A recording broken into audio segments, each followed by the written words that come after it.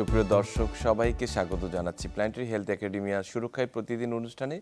আপনাদের সঙ্গে রয়েছি আমি ডাক্তার অমিতা হাসান। আজকে আমরা স্বাস্থ্যের নানান দিক নিয়ে কথা যদিও বলে থাকি, কিন্তু ভীষণ গুরুত্বপূর্ণ একটি বিষয় নিয়ে আজকে কথা বলতে চাই, সেটি হচ্ছে প্রসবজনিত ফিস্চুলা নিয়ে। আমরা জানি যে মাতৃত্ব একটি অধিকার এবং প্রত্যেক নারীর যে জীবনের স্বপ্ন থাকে সেটি হচ্ছে মা হওয়া, এবং সেই মা হতে যে তারা যে ধরনের সমস্যাগুলোতে ভোগেন, পরবর্তীতে যে ধরনের জটিলতাগুলোতে পর্যবেসিত হয়, তার মধ্যে একটি অন্যতম হচ্ছে প্রসবজনিত জটিলতা। এবং এই প্রসবজনিত জটিলতার একটি অন্যতম আমি বলবো যে নাম হচ্ছে ভেসিকোভ্যাজানাল ফিস্চুলা বা প্রসবজনিত যে ফিস্চুলা।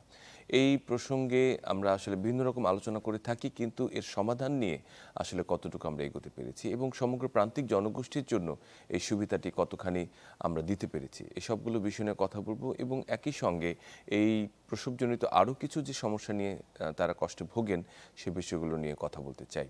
আমাদের সাথে এই আলোচনায় আজকের অনুষ্ঠানে যুক্ত হচ্ছেন ডাক্তার তানিয়া আক্তার, স্ত্রীরোগ প্রসূতিবিদ্যা বিশেষজ্ঞ সার্জন, মূত্রথলি প্রজননতন্ত্র বিশেষজ্ঞ, সহকারী অধ্যাপক urogynaecology, sir Salimullah medical college and Mitford হাসপাতাল। ডাক্তার তানিয়া, আপনাকে স্বাগত আমাদের অনুষ্ঠানে। ধন্যবাদ। চ্যানেল 24কে ধন্যবাদ আমাকে স্বাগত জানানোর জন্য।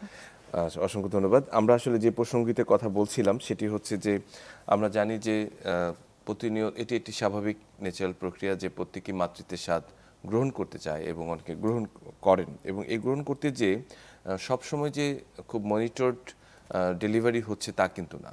বাংলাদেশের যদি আমরা প্রান্তিক জনগোষ্ঠীর কথা চিন্তা করি, এমনকি শহরেও যারা অবহেলিত যে জনগোষ্ঠী রয়েছে তাদের মধ্যে এই ব্যাপারটি বেশি, যে প্রসবজনিত যে জটিলতাগুলো তৈরি হয়। আমরা সাধারণত কি কি ধরনের প্রসবজনিত জটিলতায় ভুগি বা তৈরি হয়, যেগুলো আপনারা সচরাচর পেয়ে থাকেন? সচরাচর আমাদের যেটা সবচেয়ে ইম্পর্ট্যান্ট একটা ব্যাপার, যেটা হচ্ছে অবস্ট্রাক্টেড লেবার এবং হচ্ছে গিয়ে প্রলং লেবার।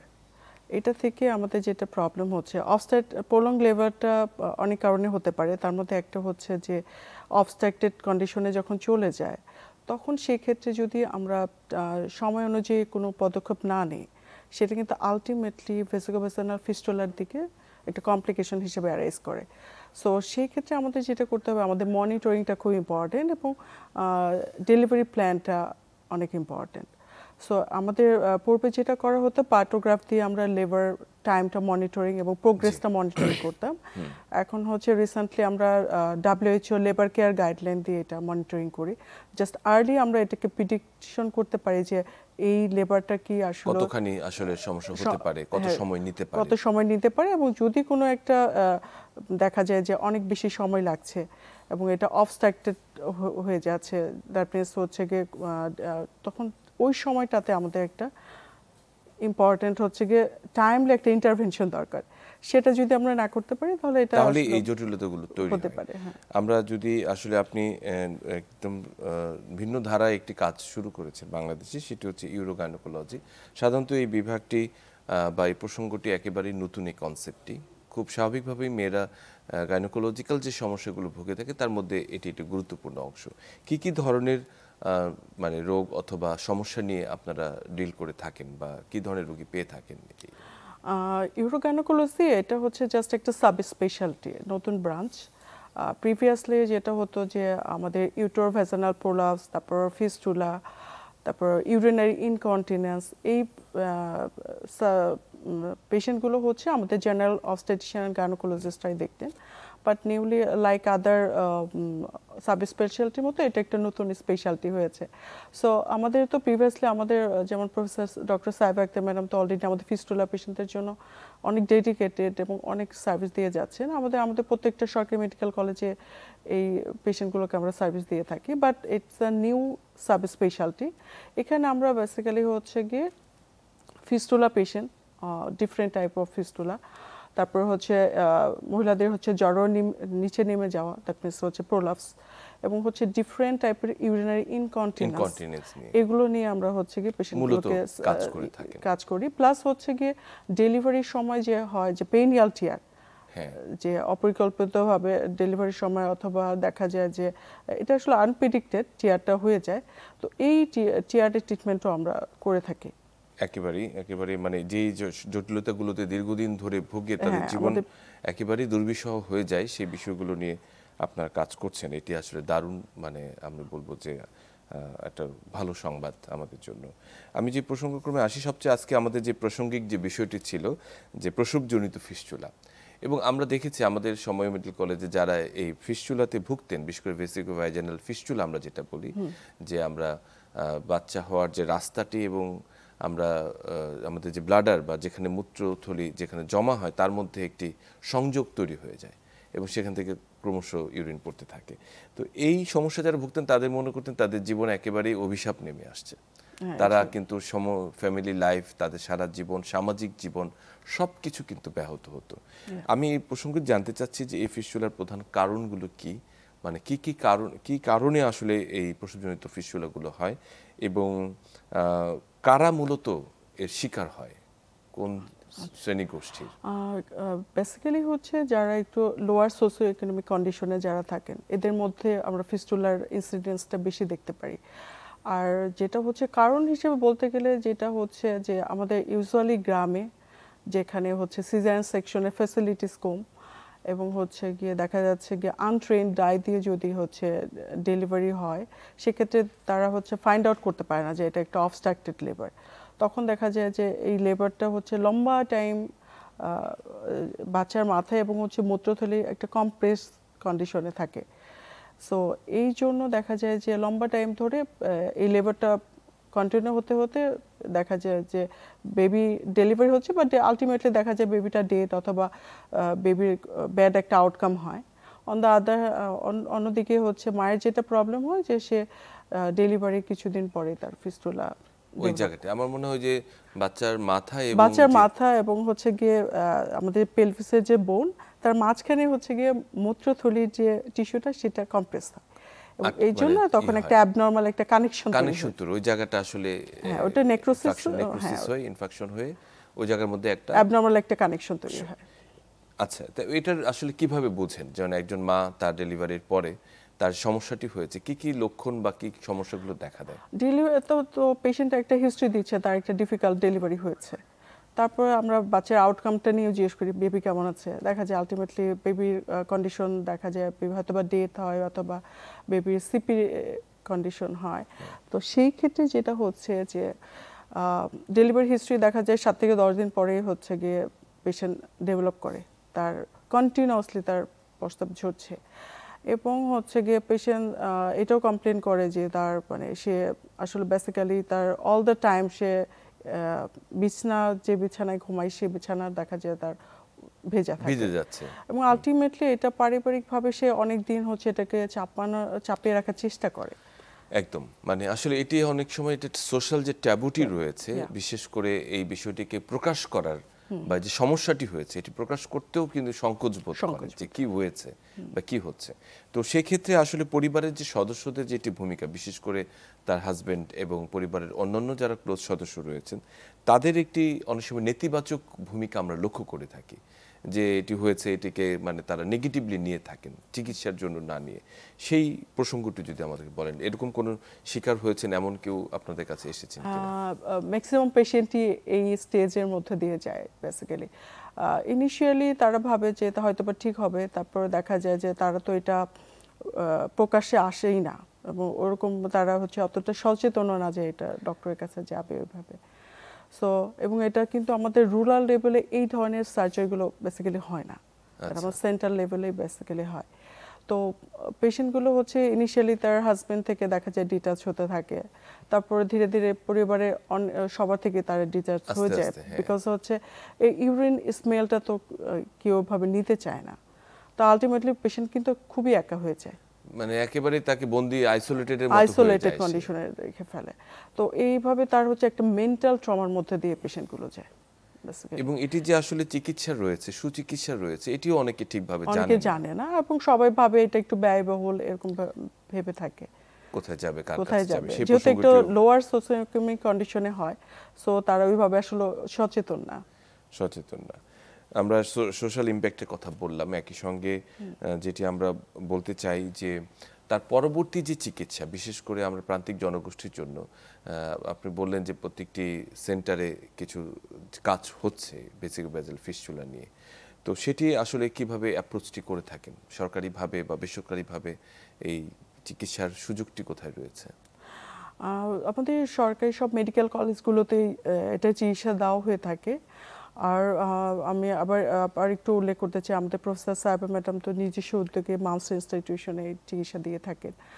আর বেসিক্যালি হচ্ছে গিয়ে আমাদের অ্যাওয়ারনেসটা দরকার, যে রেফারেল সিস্টেম, এই পেশেন্টগুলোকে একদম রুরাল লেভেল থেকে হচ্ছে গিয়ে তাদেরকে রেফার করে দেওয়া, মানে যথাযথ জায়গায় সেটিকে আর্লিয়েস্ট একটা গাইডলাইন দরকার। সময়ের সাথে এর কোনো সম্পৃক্ততা রয়েছে কিনা, যেমন যদি দ্রুত এটি চিকিৎসা করানো হয় তাহলে এর আউটকামটা বেটার, আরো দেরি করলে এটা বেটার, এরকম কোনো বিষয় রয়েছে কিনা? সময়ের সাথে ব্যাপারটা ওরকম না, এটা হচ্ছে ডিপেন্ড করছে যে আমাদের ফিস্টুলার সাইজটা কত বড় বা ছোট, এটা কি কমপ্লেক্স ভ্যারাইটি কিনা, তারপর এটা বোনসের, আমাদের বোন পেলভিসের যে বোন সেটা সিম্পাসিস পিউবিস বোনের রিলেশন অনুযায়ী আমরা একটু দেখি। তারপরে পেশেন্টের হেলথও একটা important issue for recovery purpose. So এই ব্যাপারগুলো হচ্ছে, আর এই পেশেন্টগুলো দেখা যায় যে আবার নিউট্রিশনালি অনেক বেশি ইল হেলথ থাকে, তাদের আসলে ফিটনেসটাও আসলে থাকে। এই প্রলং লেবার বা অবস্ট্রাক্টেড লেবারের যে কথাটি বললেন, যেটি মূলত এই প্রসবজনিত ফিস্টুলার প্রধান কারণ হিসেবে বিবেচিত, তো অনেক সময় এই যে অ্যান্টিনেটাল চেকআপ বা প্রসব পূর্বকালীন যে চেকআপটি রয়েছে, সেই সময় কি এটিকে আসলে ধারণা করা যায় কিনা যে তার এই ডেলিভারিটা বা লেবারটা আসলে একটু কঠিন হতে পারে, খারাপ হতে পারে, এই বিষয়ে কোনো সতর্কতা রয়েছে কিনা? হ্যাঁ, খুবই ইম্পর্টেন্ট একটা প্রশ্ন এটা। আসলে এই যে আমরা বললাম যে ডেলিভারি প্ল্যান থাকতে হবে প্রত্যেকটা ইন্ডিভিজুয়াল পেশেন্টের জন্য। লাইক হচ্ছে গিয়ে পেশেন্টের হচ্ছে গিয়ে বেবির যে একটা ওয়েট প্লাস হচ্ছে বেবির হচ্ছে গিয়ে হেডের যে একটা ডায়ামিটার, এটা আমরা কিন্তু কাউন্ট করি। প্লাস হচ্ছে গিয়ে এন্টিনেটালি পেশেন্টকে আমরা চেক আপ করি যে পেশেন্টের যে বাথ ক্যানেল এটা কি হচ্ছে গিয়ে ওয়াইড কিনা, সাফিসিয়েন্ট কিনা এটা ডেলিভারি হওয়ার জন্য। সো এইটা আমরা হচ্ছে গিয়ে এন্টিনেটালি আমরা একটা প্ল্যান করে ফেলি। সেই ক্ষেত্রে হচ্ছে এন্টিনেটালি প্ল্যান করে কিন্তু আমরা এটা অনেকটাই হচ্ছে প্রিভেন্ট করতে পারি, যে না তার সম্ভাবনা রয়েছে এরকম। যেমন এটা অনেক হেডটা যদি ডায়ামিটার অনেক বেশি হয়, সেক্ষেত্রে আমরা আগে পেশেন্টকে বলে দিই যে ইট ইজ নট পসিবল আর it will be difficult. Right, এটি একটি বিষয়। আর 2 নম্বর হচ্ছে যে অ্যান্টিনেটাল চেকআপের সময় অনেক সময় দেখা যাচ্ছে যে তার যে স্ট্রাকচার, যে বডির যে স্ট্রাকচার, কেউ হয়তো একটু শর্ট স্ট্রাকচার, কারো পেলভিক যে ডায়ামিটার রয়েছে সেটি হয়তো ছোট, সে প্রসঙ্গগুলোও কিন্তু চলে আসে সঙ্গে, যে এটি বিপজ্জনক হতে পারে তার জন্য। হ্যাঁ, এই জন্য একটা খুব ভালো একটা অবস্টেটিশিয়ানরা খুব সুন্দর করে এটা প্ল্যানিং করে প্রত্যেকটা পেশেন্ট টু পেশেন্ট কার হবে কি হবে না। আরেকটা জিনিস হচ্ছে ডিউরিং লেবারও এটা ইম্পর্টেন্ট ব্যাপার। অনেক সময় হেডের অনেকগুলো পজিশন থাকে, তো সেই ক্ষেত্রে হচ্ছে গিয়ে দেখা যাচ্ছে যে আমরা যেটাকে বলি ম্যাল পজিশন, তখন দেখা যায় যে সামটাইমস ইট ইজ ডিফিকাল্ট। তখন সেক্ষেত্রে কিন্তু ওই এক্স্যাক্টলি ওই টাইমলি একটা ডিসিশন খুব ইম্পর্টেন্ট, যেটা আনট্রেন দায়ী দ্বারা আসলে সম্ভব না। আচ্ছা, যদি ট্রেন্ড দায়ী হয়ে থাকে অথবা যদি কোনো উপজেলা হেলথ কমপ্লেক্সে তারা যদি একটা মনিটরড লেবারই করে থাকেন, আসলে কখন একটি পেশেন্টকে এই ধরনের জটিলতা থেকে বাঁচার জন্য আমাদেরকে সিজারিয়ান সেকশনে যেতে হয়, মানে কোন জায়গাটি? সেই ক্ষেত্রে হচ্ছে আমরা প্রিভিয়াসলি হচ্ছে আমরা WHO পার্টোগ্রাফ দিয়ে হচ্ছে প্রোগ্রেস অফ দ্য লেবারটা মনিটর করতাম। এখন হচ্ছে আমরা লেবার কেয়ার গাইডলাইন দিয়ে এটাকে মনিটর করি। তো যখনই দেখবো যে এটা হচ্ছে আমাদের যে টাইমটা হচ্ছে অ্যালোটেড থাকে, অ্যালোটেড টাইম থেকে যখন এক্সট্রা টাইম যাচ্ছে তখনই বেসিক্যালি আমাদের হচ্ছে অ্যালার্ট হয়ে যেতে হবে। অ্যালার্ট হয়ে গিয়ে তখন হচ্ছে আমরা টাইমলি এটাকে রেফার করে দিতে হবে। যদি ফ্যাসিলিটিস অ্যাভেলেবল থাকে তাহলে সেম প্লেসে সিজারিয়ান সেকশন হবে, আদারওয়াইজ এটাকে ইনস্ট্যান্ট করতে হবে, রেফার করতে হবে টু অ্যাভয়েড। মূলত এই যে এই অবস্ট্রাকটিভ লেবার বা যে আটকে গেছে যে লেবারটি বা অনেক দীর্ঘ সময় লাগছে সেইটিকে আসলে প্রতিরোধ করতে হবে, সেটি আসলে মূলত এই ফিস্টুলা থেকে বাঁচার প্রধান রক্ষা কবচ, যেটা বুঝলাম আপনার কথায়। তো সেই জায়গাটিতে খুব গুরুত্বপূর্ণ কথা বলেছেন। এখন যদি কারো হয়েই যায়, যে কেউ যদি আসলে প্রলং লেবারের কারণে ফিস্টুলা হয়ে গেছে, তার পরবর্তী কনসিকুয়েন্সটা জানতে চাচ্ছি, যে তার পরবর্তী চিকিৎসার ব্যবস্থাপনা আসলে কি, মানে কি ধরনের রিমেডি রয়েছে তার জন্য, প্রাথমিকভাবে কি করা হয়ে থাকে, একদম ফাইনালি কি করা হয়ে থাকে? প্রাথমিকভাবে ইউজুয়ালি আমরা প্রথমে হচ্ছে পেশেন্টকে আমরা হচ্ছে ক্যাথেটার দিয়ে দিই, যাতে তার কন্টিনিউয়াস হচ্ছে ড্রেনেজটা হয়ে যায় ইউরিন। এরপরে এটা হচ্ছে দুইটা বেনিফিট, একটা হচ্ছে পেশেন্টের হচ্ছে গিয়ে আননেসেসারি হচ্ছে গিয়ে হচ্ছে না, সে ভিজে যাচ্ছে না, কারণ অল দ্য টাইম হচ্ছে তার বেড একদম ভেজা থাকে, এটাও তার জন্য খুব অস্বস্তিকর। আর একটা ব্যাপার হচ্ছে গিয়ে এইটা হচ্ছে ছোট ফিস্টুলা হলে এটা কিন্তু হিলিং এ সাহায্য করে। সো আমরা অ্যারাউন্ড 2 to 3 উইকস যদি রেখে দেই তাহলে দেখা যায় ছোট ফিস্টুলাগুলো হিল হয়ে যায়, সেলফলি এটা হিলড হয়ে যায়, স্পন্টানিয়াসলি ঠিক হয়ে যায়। আর যদি বড় ফিস্টুলা থাকে সেটা কিন্তু হচ্ছে সাইজে ছোট হয়ে যায়। এরপর আমরা পেশেন্টকে হচ্ছে আফটার 3 মান্থস আসতে বলি এটা রিপেয়ারের জন্য। আর রিপেয়ারটা আমরা বেসিক্যালি হচ্ছে কি এটা টাইপ অফ ফিস্টুলার উপর ডিপেন্ড করে। এটা একটা মাল্টি ডিসিপ্লিন টিম অ্যাপ্রোচ। এখানে হচ্ছে ইউরো গাইনোকোলজিস্ট অথবা gynaecologist who are specialised training in fistula তারা ইনভলভ থাকে। সামটাইমস আমরা ইউরোলজিকেও এখানে ইনভলভ করা হয়। হ্যাঁ, ইউরোলজিস্টকে আমরা যেহেতু আসলে ব্লাডারের বিষয়টি যুক্ত রয়েছে, ব্লাডার ইউরেটর রিলেটেড থাকে, দ্যাটস ওয়াই। তাহলে এই টোটাল টিম অ্যাপ্রোচ মিলে সিদ্ধান্ত নেন যে আসলে কিভাবে রিপেয়ারটি করা হবে। হ্যাঁ, এবং পোস্ট অপারেটিভলি এটা কেয়ারটা খুব ইম্পর্টেন্ট। আচ্ছা, যে রিপেয়ারটি আসলে কিভাবে করা হয়, মানে যে সংযোগটি তৈরি হয়েছে সেটিকে কিভাবে, যে অ্যাবনর্মাল একটা সংযোগ তৈরি হয়েছে সেক্ষেত্রে হচ্ছে প্রথমে আমরা এটাকে বলি হচ্ছে গিয়ে 2 লেয়ারে রিপেয়ার করা হয় বেসিক্যালি।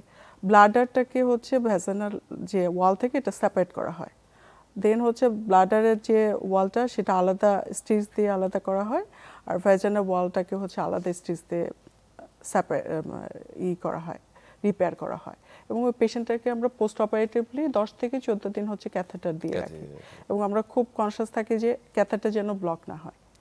আচ্ছা, তো অনেক সময় দেখা যাচ্ছে যে এই অপারেশনগুলো অনেক সময় ফেইলিউর রেট তৈরি হয়, যে দেখা যাচ্ছে যে পুনরায় আবার একটা ইনফেকশন হয়ে যায়, ইনফেকশন হওয়ার চান্স থাকে অনেক বেশি, এবং পুনরায় বারে বারে অনেকে 2-3 বার অপারেশন করেও এটা সমাধান পায়নি।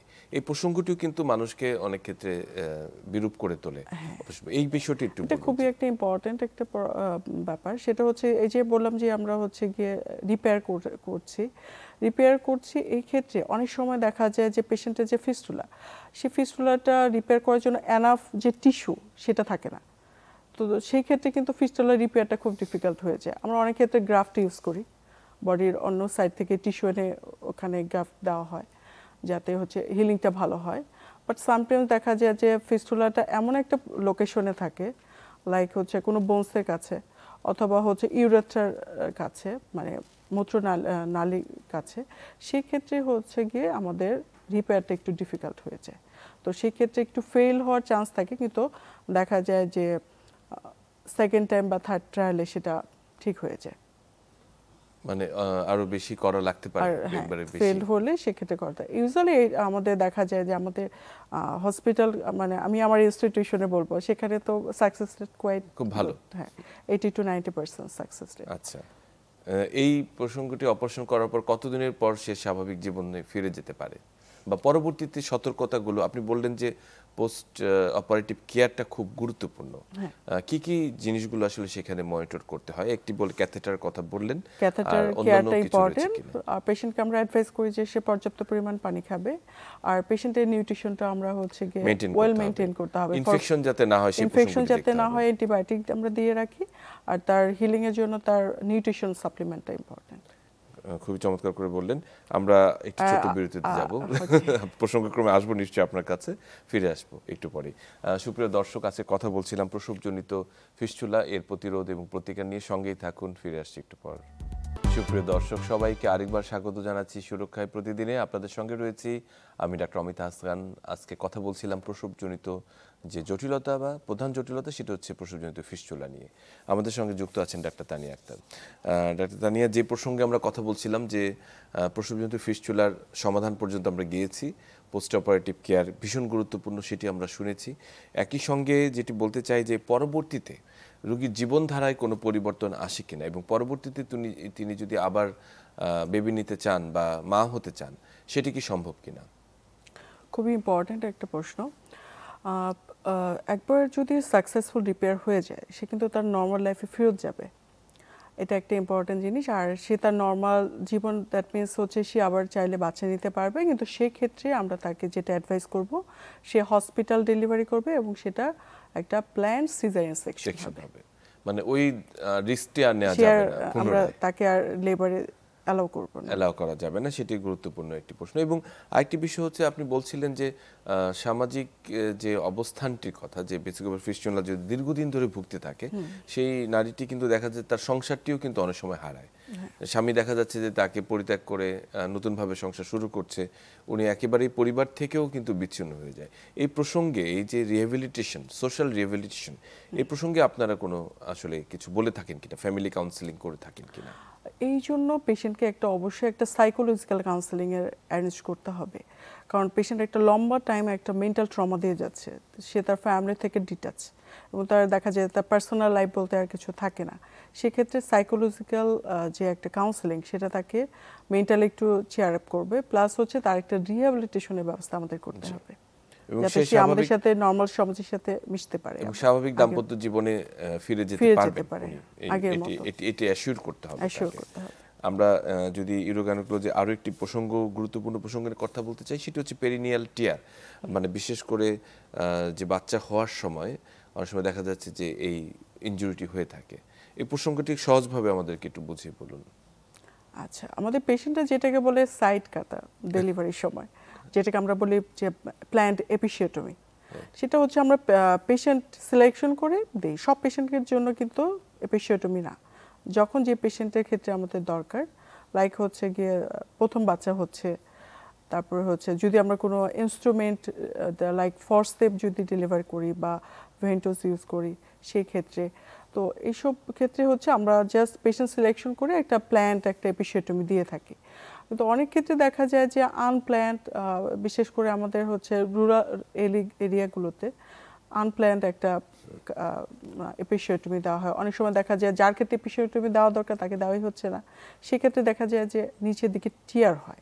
সেই টিয়ারটা অনেক সময় দেখা যায় যে বার্থ ক্যানেল, যে ভ্যাজানাল মিকোসা প্লাস হচ্ছে পেইনিয়াম, তারপর দেখা যায় ওটা মলদ্বারের যে মলদ্বার পর্যন্ত সেটা এক্সটেন্ড হয়ে চলে যায় আর কি।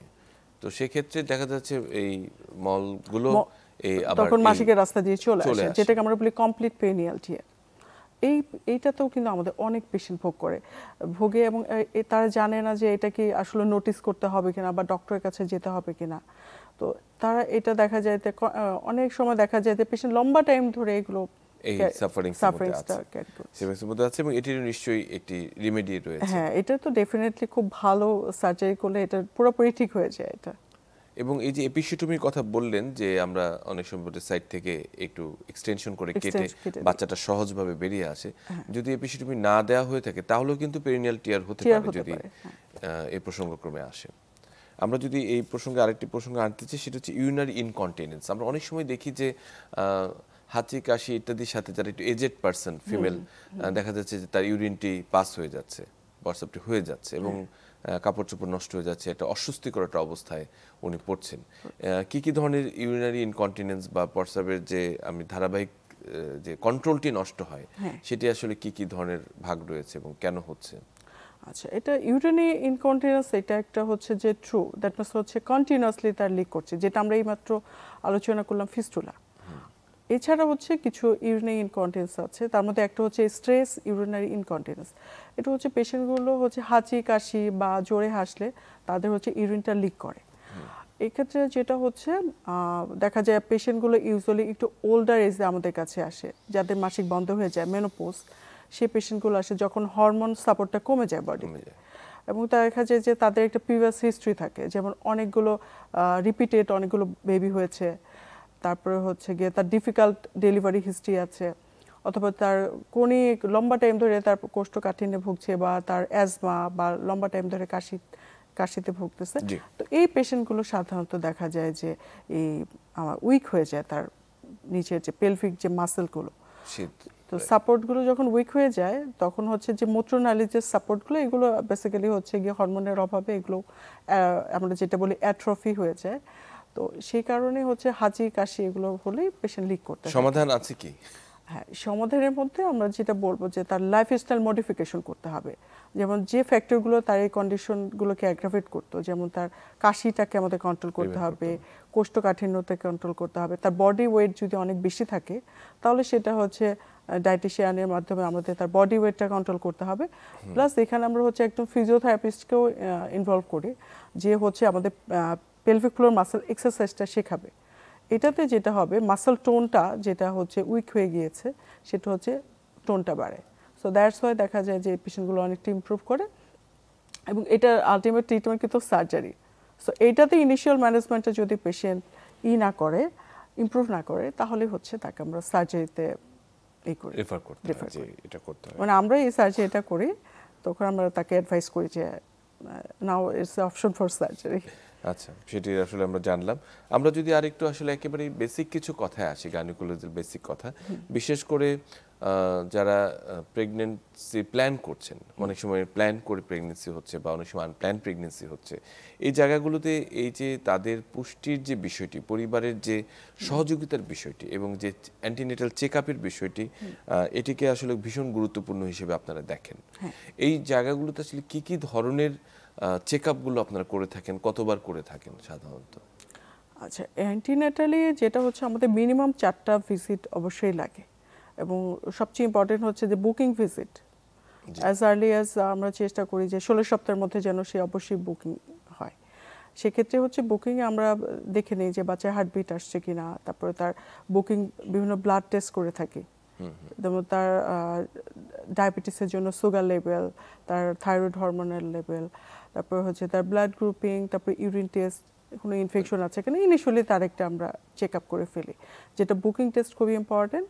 এরপরে হচ্ছে গিয়ে আমরা আরও মাঝখানে 2টা টেস্ট ভিজিট করে, আর লাস্টে হচ্ছে গিয়ে আমরা অ্যারাউন্ড হচ্ছে 32 থেকে 36 সপ্তাহের মধ্যে আরেকটা ভিজিটের মধ্যে আমরা হচ্ছে তার ডেলিভারি প্ল্যানটা এটি আসলে যে আপনার যে যে জটিলতাগুলো তৈরি হয় তার জন্য ভীষণ গুরুত্বপূর্ণ, যে সেটি নর্মাল ডেলিভারি হচ্ছে কিনা, বাচ্চার পজিশনটি কি, তার সিজার সেকশন যেতে হবে কিনা, এটি ধারণা রয়েছে, বাচ্চার পজিশন, মায়ের কন্ডিশন সবই ইম্পর্টেন্ট। ধারণা রয়েছে যে সিজারিয়ান সেকশনের ব্যাপারে মানুষের একটি ব্যাপক একটি ডায়লেমা রয়েছে, যে আসলে যেটি নর্মাল হওয়া সম্ভব ছিল সেটি সিজার করা হচ্ছে, অথবা সেটি আরো বেশি, এই সিজারিয়ান সেকশনের পরিমাণ অনেক বেড়ে গেছে।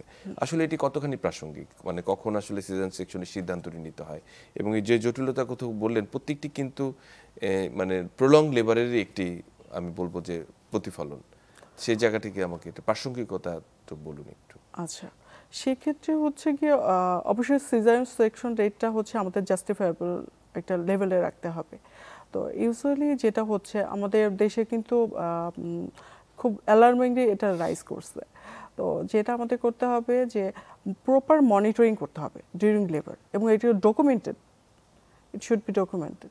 সো যদি আমরা ডকুমেন্ট মেনটেন করি, লাইক হচ্ছে যে আমরা একটা বেবির কন্ডিশনটাকে হচ্ছে গিয়ে মনিটর করছি সিটিজি দিয়ে, যদি দেখা যাচ্ছে বেবির কোনো কন্ডিশনে সিটিজিতে কোনো একটা অ্যাবনর্মালিটি যেটা আমাদের ইন্ডিকেট করছে যে এটা ইমিডিয়েট সিজারিয়ান সেকশনে যাওয়া দরকার, সো এই ডকুমেন্টটা কিন্তু আমাদের মেনটেন করতে হবে যে দিস ইজ এ কজ।